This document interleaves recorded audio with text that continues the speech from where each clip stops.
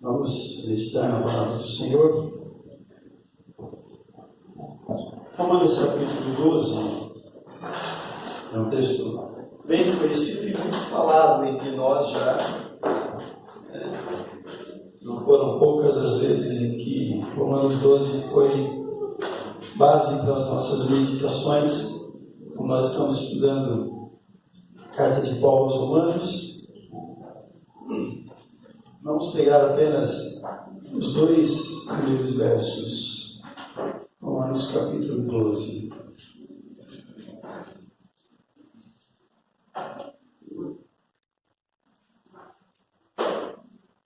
E somente os 2 primeiros versos. Rogo-vos, pois, irmãos, pelas misericórdias de Deus, que apresenteis os vossos corpos por sacrifício vivo, santo e agradável a Deus, que é o vosso culto racional. E não vos conformeis com este século, mas transformai-vos pela renovação da vossa mente, para que experimenteis qual seja a boa, agradável e perfeita vontade de Deus. Versículo 9. O amor seja sem hipocrisia, detestai o mal, apegando-vos ao bem, amai-vos cordialmente uns aos outros com amor fraternal, preferindo-vos em honra uns aos outros. No zelo não sejais remisos, sede fervorosos de espírito, servindo ao Senhor. Regozijai-vos na esperança, sede pacientes na tribulação, na oração perseverantes. Compartilhai as necessidades dos santos, praticai a hospitalidade. Abençoai os que vos perseguem, abençoai e não amaldiçoeis. Alegrai-vos com os que se alegram, chorai com os que choram. Tende o mesmo sentimento uns para com os outros. Em lugar de seres orgulhosos, condescendei com o que é humilde. Não sejais sábios aos vossos próprios olhos. Não torneis a ninguém mal por mal. Esforçai-vos por fazer o bem perante todos os homens. Se possível, quanto dependeis de vós.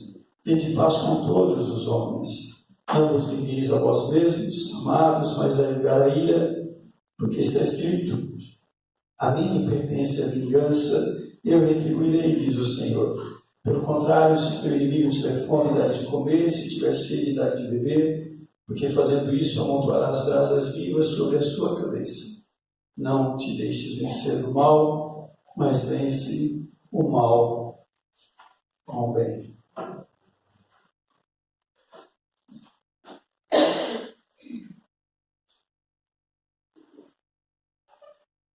Nós estamos conversando sobre a carta aos Romanos e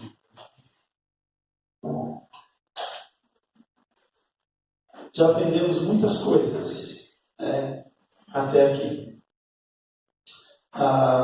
E o capítulo 12 é uma nova fase da carta aos Romanos, é uma segunda parte da carta aos Romanos.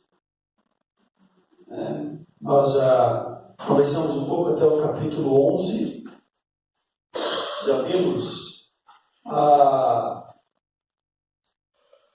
orientação de Paulo, os ensinos do apóstolo Paulo sobre o homem sem Deus, sobre o homem no seu estado de depravação, distante de Deus, distante da vontade de Deus, o homem que é mau, não há nele justiça alguma, mas aprendemos também que Deus justifica esse homem, Deus visita, Deus escolhe, Deus separa, Deus salva e abençoa o homem por causa da sua maravilhosa graça, mandando Jesus, o seu único filho, aquele que obedeceu a voz do Pai, a voz do Senhor e veio para trazer salvação. Aprendemos tudo isso até aqui, e aí nesse relacionamento com Deus, nós somos justificados. Nesse relacionamento com Deus, nós entendemos que não há mais nenhuma condenação para aqueles que estão em Cristo Jesus, nesse relacionamento com Deus, agora justificados pela fé, mediante a graça do Senhor, nós não seremos condenados e temos a certeza de que, estando o amor de Deus em nós, todas as coisas haverão de cooperar conosco, porque todas as coisas cooperam para o bem daqueles que amam a Deus. Aprendemos tudo isso. Depois, Paulo precisa conversar um pouquinho com as pessoas de fora, aqueles que não eram os não-judeus convertidos, conhecidos como gentios, porque os judeus agora tinham que se deparar com a realidade de que a salvação não era apenas para os judeus. A salvação é para o mundo todo. Deus tem a sua igreja, Deus tem os seus escolhidos no mundo todo. Isso para os judeus era uma coisa assim, que afrontava os seus conceitos. Durante toda a história do Velho Testamento até aqui, eles tinham a certeza de que eles eram os únicos escolhidos de Deus, pessoas que não eram dos limites lá da Judéia são salvos. Depois Paulo precisa conversar com essas pessoas também no capítulo 11, porque aqueles que antes eram desprezados pelos judeus, agora estavam se sentindo melhores do que os judeus, estavam se sentindo mais crentes do que os judeus. Tudo isso vem mostrar para a gente o quê? Como é o ser humano, como nós somos. O homem, ele é pecador, o homem vive no estado de depravação humana, a não ser que a graça de Deus o alcance, o transforme, o abençoe. Esta é a verdade. E mesmo salvos, nós continuamos humanos. Somos homens, mulheres, jovens e adolescentes, com ainda a essência pecaminosa. Nossa humanidade ainda carrega em si a herança de Adão. E vivemos pela graça, recebendo constantemente o perdão, o cuidado, a bênção do Pai sobre as nossas vidas e a certeza de que estaremos no céu quando a morte nos alcançar. As intrigas, todo o jogo de relacionamento está presente na vida do ser humano, infelizmente, até mesmo na vida dos salvos. Paulo ensina todas essas coisas no início de Romanos até aqui. E agora no capítulo 12, ele vem e faz um desafio. E é muito interessante se a gente observar as coisas que vão acontecendo. Ele fala que não há condenação. Depois de falar que nós somos justificados, ele fala que todas as coisas cooperam para o bem daqueles que amam a Deus. E nesse mesmo capítulo, capítulo 8, ele ainda diz que nada pode nos separar do amor de Deus. Nada. Nem poderes, nem alturas, nem profundidades, nem anjos, nem potestades. Nada pode nos separar do amor de Deus. Toda a segurança de que somos de Deus, porque Deus nos escolheu. E nós olhamos para Deus por meio de Jesus, porque Ele olhou para nós primeiro. Nós podemos dizer que amamos a Deus, porque Ele nos amou primeiro, que o amor está em nós. Tudo isso aprendemos até aqui. E aí agora, nessa segunda parte da carta aos Romanos, no capítulo 12, ele já vem fazer uma exortação. Primeiro, ele dá toda uma lição doutrinária, teológica, um resumo da mensagem dos evangelhos. Agora ele vem diretamente falar da nossa prática, do nosso comportamento, da nossa caminhada. Como deve ser agora o viver do cristão, daquele que é alvo do amor de Deus, daquele que já não será mais condenado porque foi justificado. Como será, como deve ser a nossa caminhada, a vida do cristão? E aí é interessante que ele começa fazendo um forte apelo. Ele começa dizendo: rogo-vos, pois, irmãos, encarecidamente. Rogar é um pedido forte, é um pedido muito mais do que apaixonado, é um pedido que envolve também sofrimento. É como se a gente dissesse assim: pelo amor de Deus, preste atenção na sua caminhada. Pelo amor de Deus, lembre daquilo que você já leu na Bíblia. Lembra do que Deus fez por você. É um pedido que denota também grande preocupação, porque não angústia e sofrimento.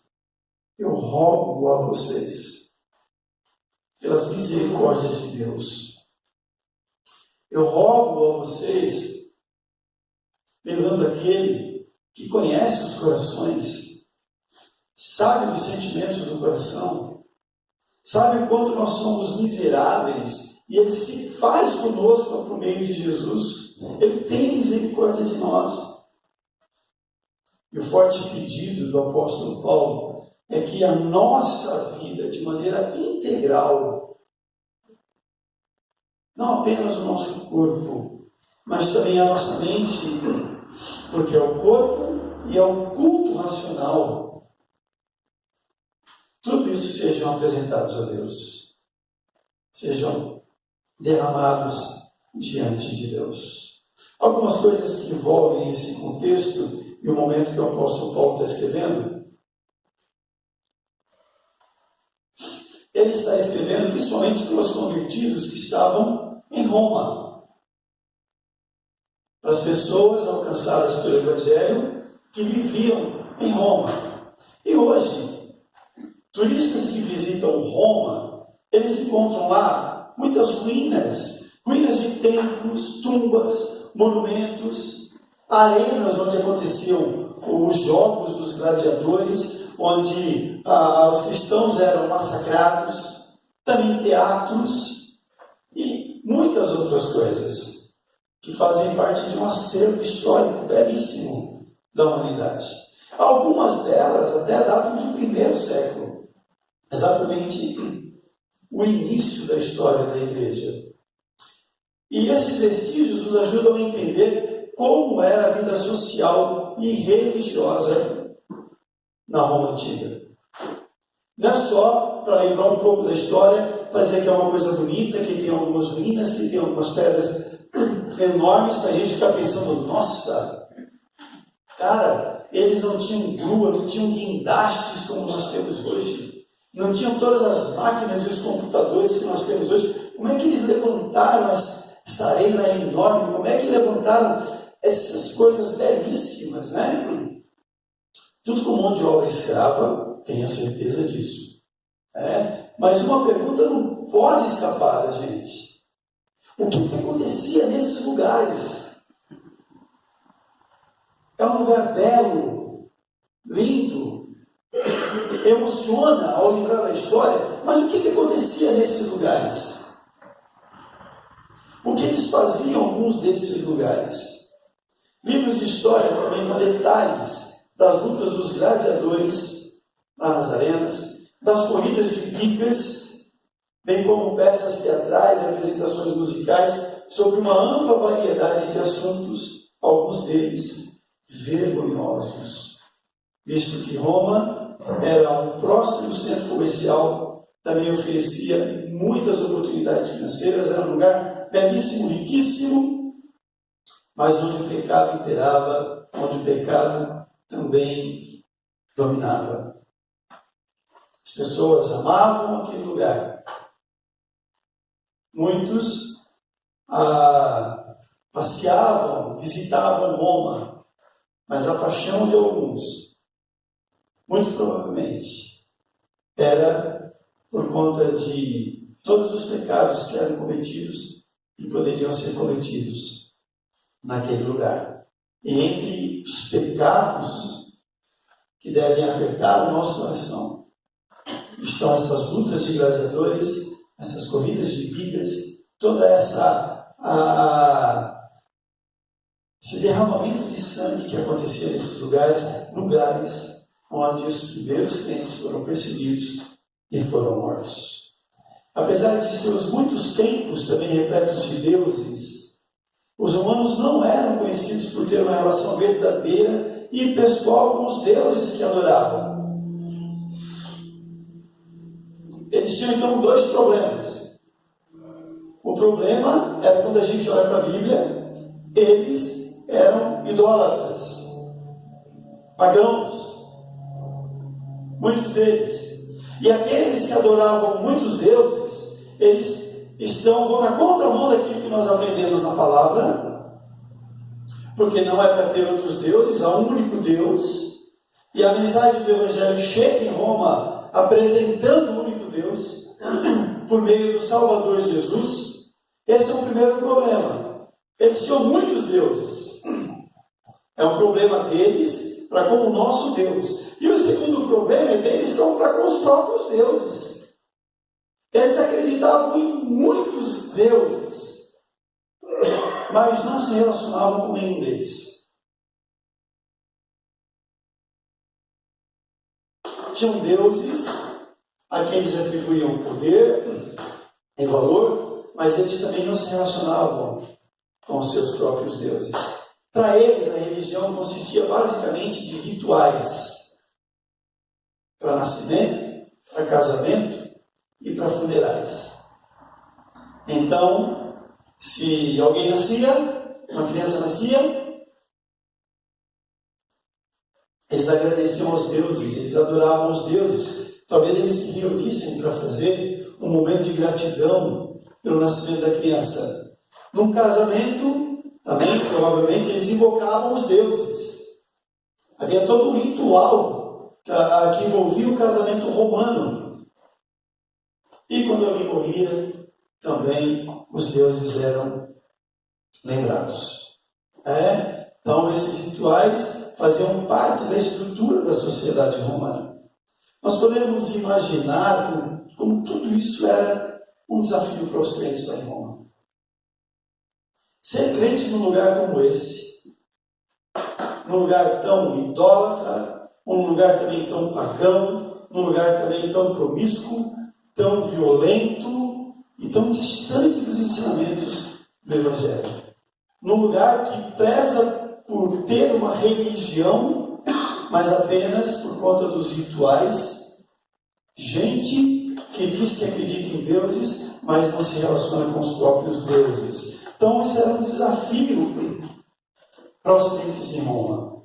Muitos deles foram criados nesse ambiente, porque muitos eram romanos que se converteram. Outros eram judeus, mas que também viviam lá em Roma, nasceram naquele lugar. Muitos haviam sido criados ali e, sem dúvida, então, eles também precisavam ser transformados para se tornar cristãos verdadeiros. E essa transformação continuaria, mesmo depois que eles professassem a fé e fossem batizados. Porque santidade e a transformação na vida do crente tem que acontecer o tempo todo. Nós somos transformados, estamos sendo transformados o tempo todo. E aí, algumas observações sobre os versos que nós lemos. Se a gente pensar no versículo 2, o apelo do apóstolo Paulo é: sede transformados pela renovação da vossa mente, ou sede transformados para reformardes a vossa mente. É uma transformação que reforma a nossa mente. E olha só, Martinho Lutero, o grande reformador da história, ele era apaixonado pela carta aos Romanos. Ele dizia que a carta aos Romanos era o quinto evangelho, porque a conversão dele, quando ele já era monge, a conversão dele se dá no capítulo 1, no versículo 16. O justo viverá pela fé. Quando ele tem contato com esse versículo, ele se aprofunda no estudo das Escrituras. E ele começa a perceber um monte de coisa que estava acontecendo na igreja corrompida. Então ele escreve as suas teses e ele convida a igreja para passar por uma reforma. O convite de Paulo no capítulo 12 para essa reforma da mente, para essa renovação da mente, acontece com Lutero, mas não é nem no capítulo 12, já é no capítulo 1 da carta aos Romanos, mostrando como que o Evangelho, como que a palavra de Deus, de fato é esse poder de Deus, capaz de transformar as nossas mentes, de renovar a nossa mente. Essa renovação, essa reforma que Paulo desafia, só acontece por meio do Evangelho. E aí, 3 perguntas. Por que ser transformado é um assunto que deve interessar a todos os crentes? Ele está escrevendo para crente. Ele não está dizendo para os pagãos,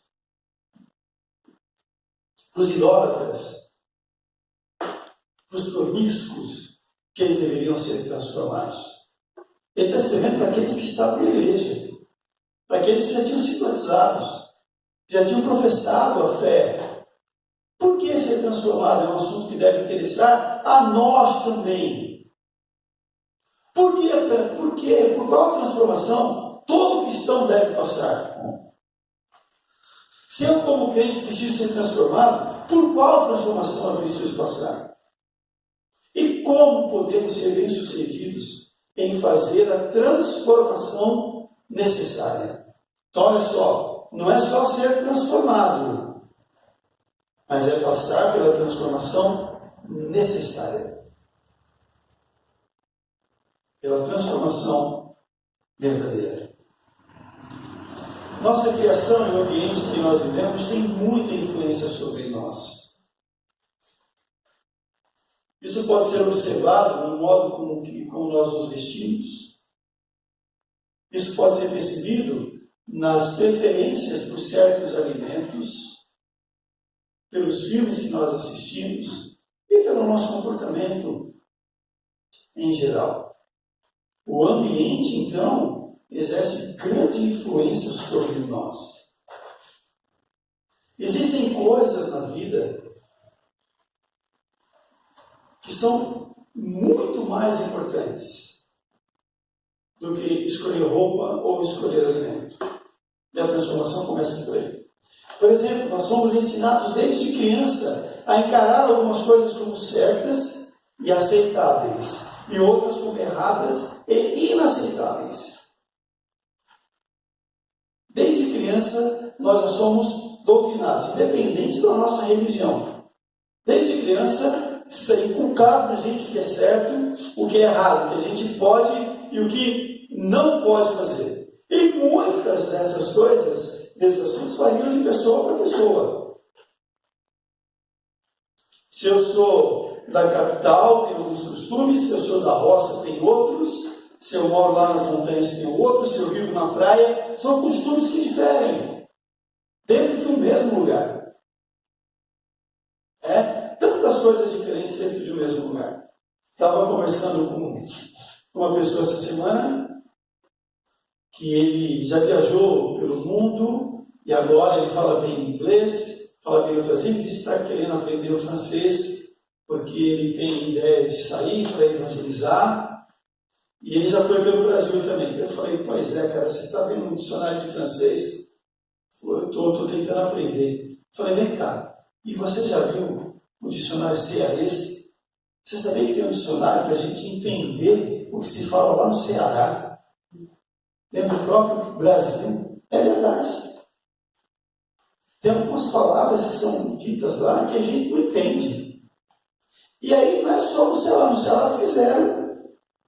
O dicionário, ele falou, rapaz, eu vivi em Recife uns 3 anos, nos primeiros meses eu passei apertado, porque eu não entendia muita coisa que as pessoas falavam para mim. E eles também não entendiam. Mas se você vier para Minas Gerais, é a mesma coisa.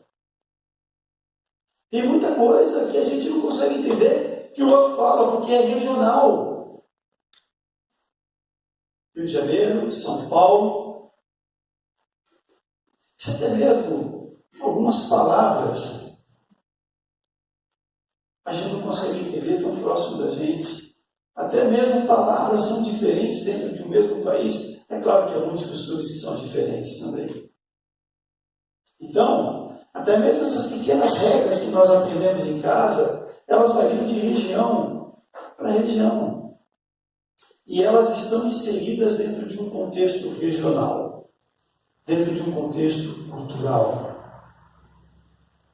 E o nosso comportamento, muitas vezes, ou até mesmo de maneira sutil, ele está sendo moldado, está sendo lapidado de acordo com o lugar onde nós vivemos, de acordo com os ambientes que nós frequentamos. E aí, voltamos para o primeiro versículo. Rogo-vos, pois, que apresenteis os vossos corpos a Deus como sacrifício vivo, santo e agradável a Deus. Como apresentar o nosso corpo? Ele fala para apresentar o corpo e depois para nós sermos transformados, para reformarmos a nossa mente. A transformação da mente, a renovação da mente, passa pelo nosso corpo. Passa pela apresentação do nosso corpo. Como apresentar o corpo? Puro. É isso que se espera. Ele continua: não vos conformeis com este século, mas transformai-vos pela renovação da vossa mente. Reforma da nossa mente. Esta é a proposta do Evangelho. Uma renovação da nossa mente que passa pelo nosso corpo, que nos faz perceber que nada mais é para o nosso bem-estar. Tudo é para a glória de Deus. E sendo para a glória de Deus, a nossa mente, a nossa alma e o nosso corpo serão transformados. E serão oferecidos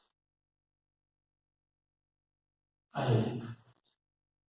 Agora, uma coisa que tem me preocupado e tem me entristecido também.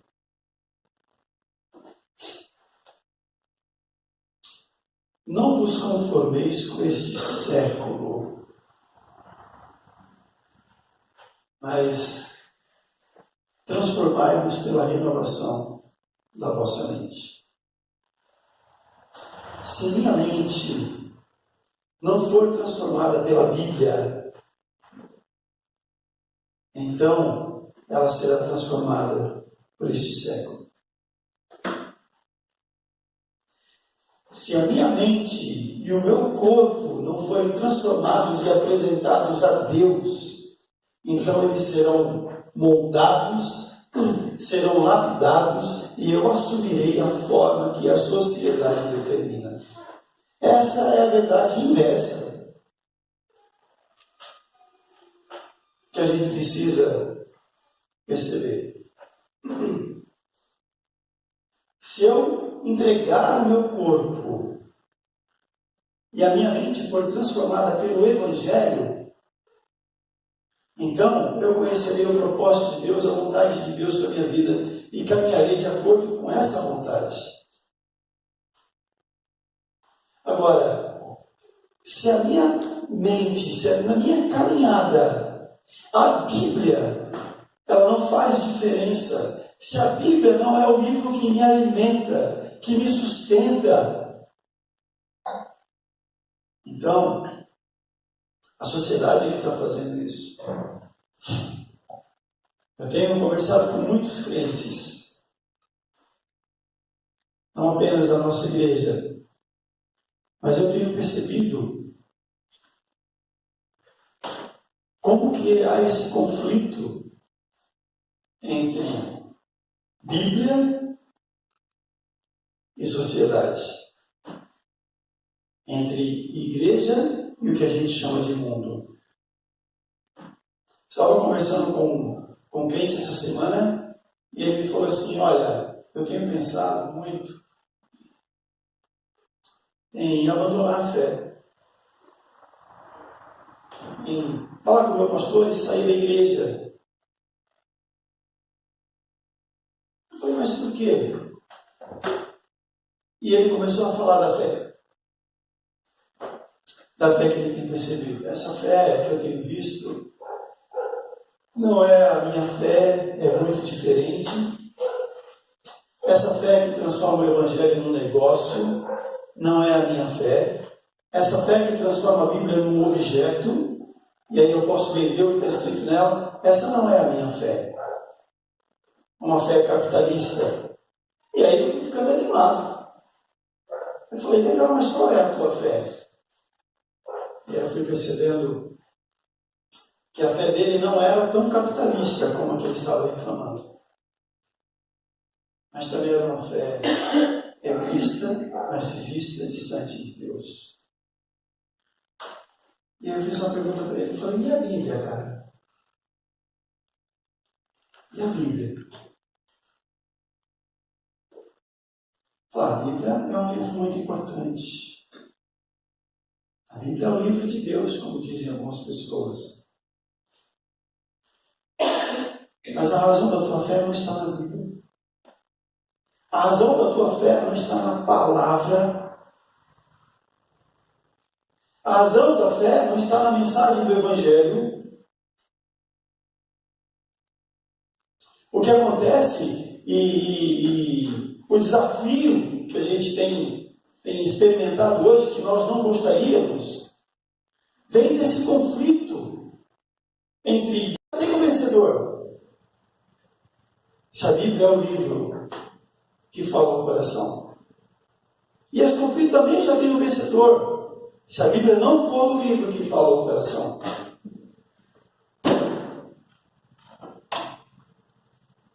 Me perguntaram uma vez sobre os jovens. Falaram, pastor, como é que a gente vai fazer com os jovens? Eu falei, como assim? Porque os jovens, os adolescentes hoje, muitos estão começando a transar. Como é que a gente vai fazer? Vai proibir? Vai podar? Eu falei, não, a Bíblia não proíbe nada. A Bíblia ensina, a Bíblia orienta. O que nós vamos fazer é dizer para eles que tem um Deus com quem a gente pode se relacionar. Com Deus que é amigo. Que eles podem entregar o coração por meio de Jesus e se relacionar com Deus. E Deus vai encaminhar, Deus vai abençoar. É isso que a gente tem que fazer. Não se proíbe, não se reprime.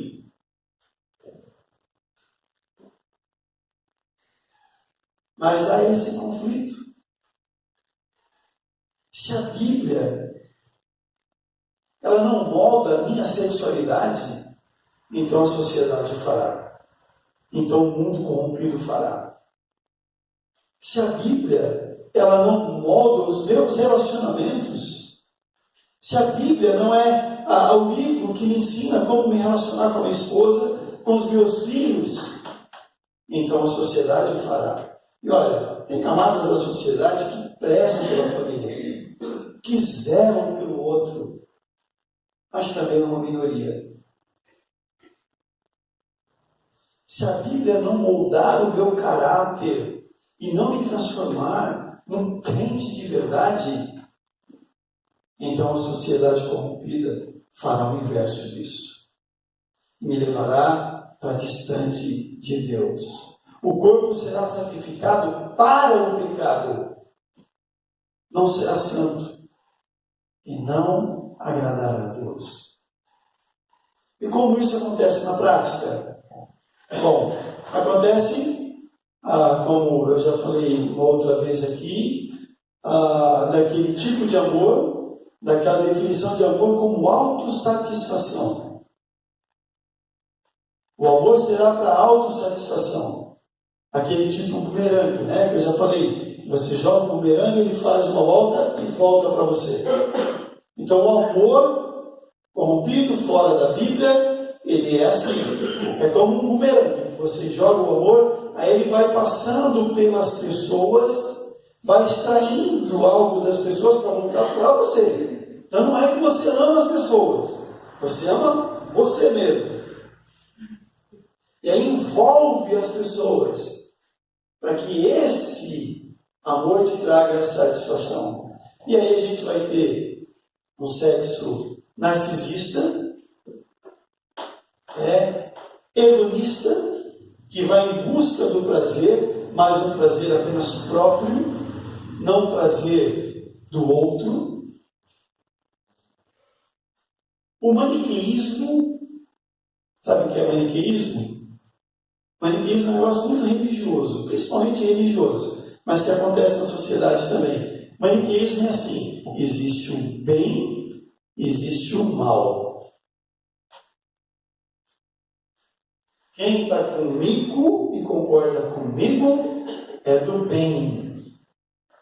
Quem não concorda comigo e pensa diferente de mim é do mal. Não é assim que a religião faz? O sadismo, que é sentir prazer no sofrimento do outro, e por incrível que pareça, o masoquismo é sofrer e pôr sofrimento a mim mesmo como fonte de prazer. E alguns, o sadomasoquismo. Essa relação que sente prazer no sofrimento do outro e no próprio sofrimento. Religiosidade como consequência das frustrações, decepções, medos, dores e enfermidades. Uma religiosidade sem Bíblia. Eu tenho percebido que a religiosidade dos nossos dias, ela existe, ela é construída a partir de todas essas coisas aqui. A religiosidade hoje, a religião hoje, ela existe por causa das frustrações. Ela existe por causa das decepções. Ela existe por causa dos medos, por causa do sofrimento, por causa das dores e por causa da enfermidade. É por isso que a religião existe. As nossas dores, o nosso sofrimento, constrói a nossa própria religiosidade. E se somos assim, então nós vamos construir, vamos inventar um Deus que nos atenda na nossa dor, no nosso sofrimento, que nos acuda nos nossos medos. Esta é a religiosidade dos nossos dias. Só que também decepcionante, muitas vezes frustrante, porque nem sempre as respostas virão como nós queremos. Então nós nos decepcionamos com esse Deus que nós inventamos. Ou, se todos os que professam essa mesma fé são abençoados e eu não, então eu me frustro, porque o problema está na minha fé, que não consegue alcançar esse Deus que eu inventei.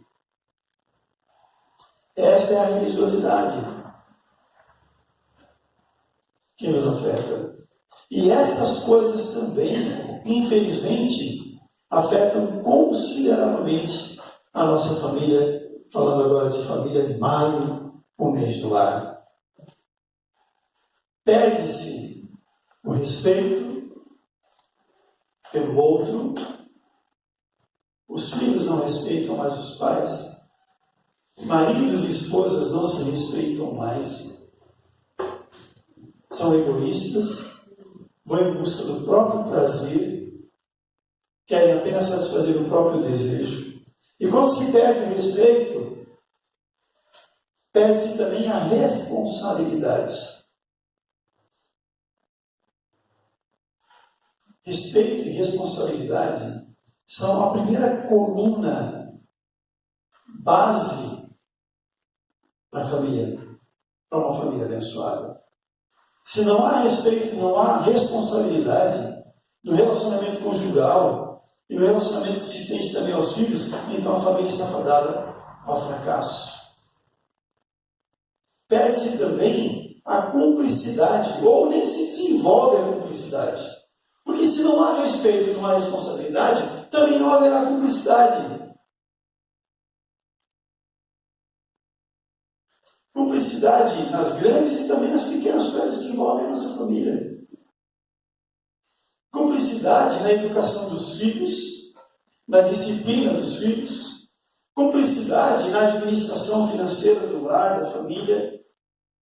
Cumplicidade na percepção do outro.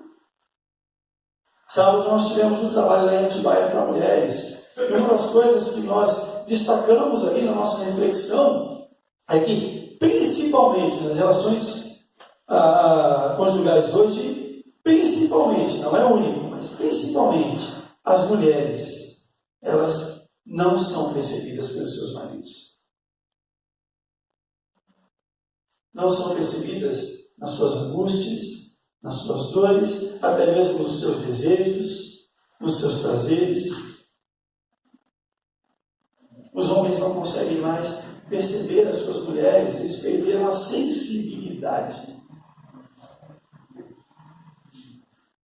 Isso não é de agora, né? Nós usamos como exemplo Eucana, o marido de Ana. Ana era estéril, sofre porque era estéril, chora diante de Deus por ser estéril, era considerada uma mulher amaldiçoada pela religiosidade onde ela vivia, e aí o maridão chega para a mulher que está sofrendo porque era estéril e fala assim: não precisa sofrer, eu não sou melhor do que 10 filhos para você.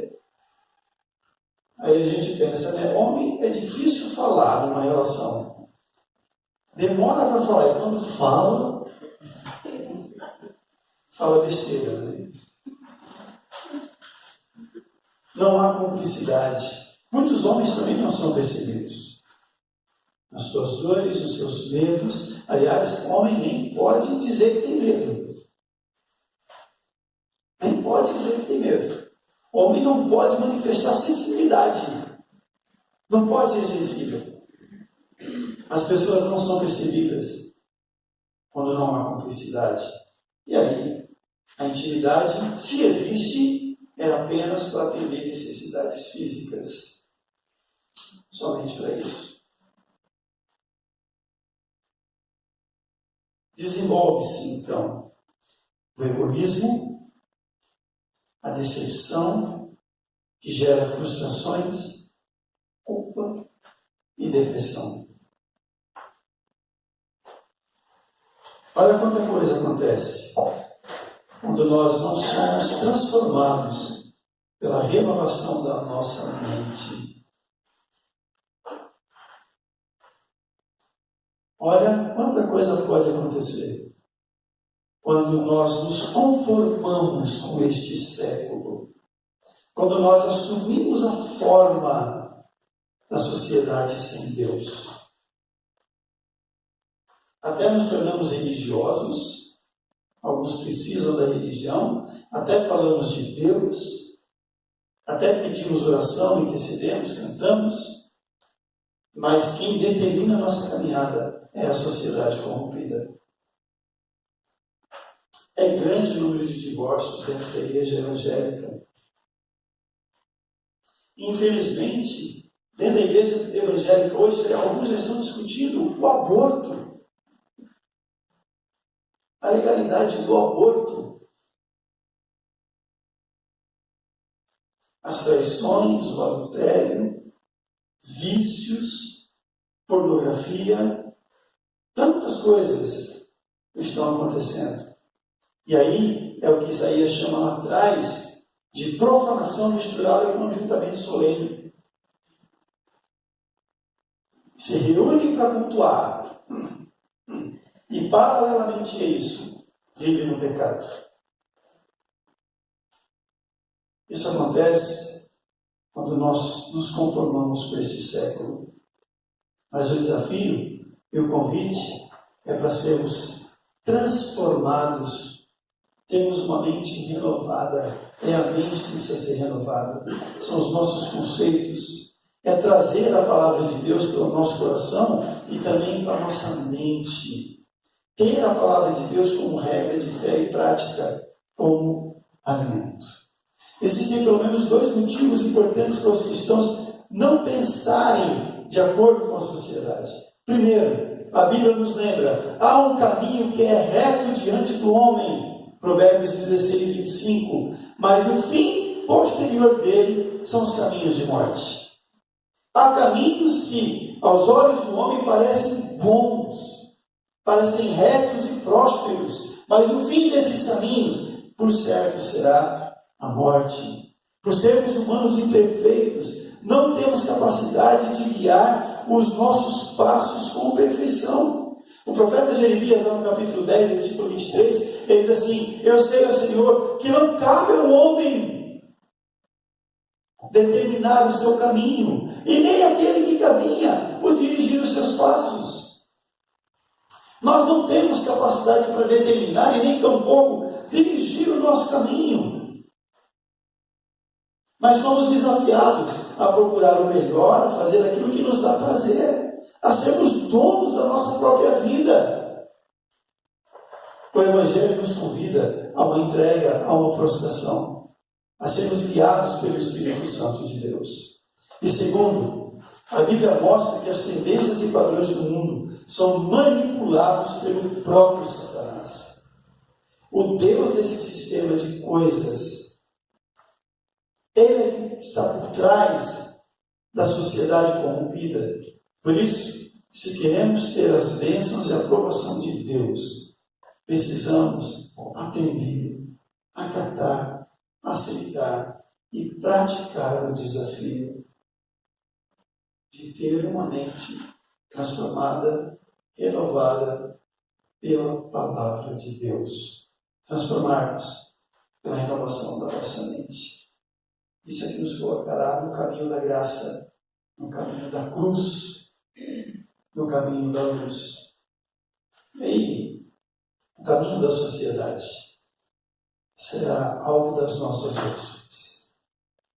Vamos orar.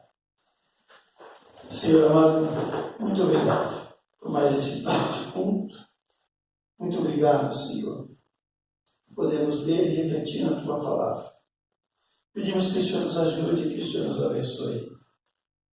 Nos ajude a olhar para dentro e nos ajude a derramar o nosso coração diante do Teu altar, Senhor. O Senhor sabe dos nossos sentimentos, dos nossos pensamentos e pecados. Sabe daquilo que nós precisamos, Senhor. Em nome de Jesus, vem transformar a nossa mente. Vem renovar a nossa mente, Pai. Vem mudar aquilo que precisa ser mudado em nós. Mas, por favor, por meio da Tua palavra, Senhor.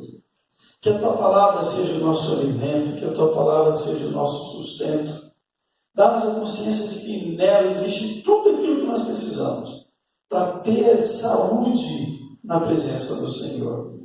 Nela tem tudo aquilo que precisamos para viver bem em família, para viver uma espiritualidade que glorifique o Teu nome, para viver nessa sociedade, Senhor, como pessoas felizes, certas de quem somos e que pertencemos ao Senhor. Ajude os nossos jovens, adolescentes, os adultos. Ajude, Senhor, as nossas crianças. Ajude aqueles que estão desanimados, que estão em conflitos, que estão perdidos. Estendendo as mãos para abençoar, Pai. Em nome de Jesus. Que possamos atender ao convite para sermos transformados pela renovação da nossa mente. Em nome de Jesus. Amém. Irmãos, lembrando, aí os avisos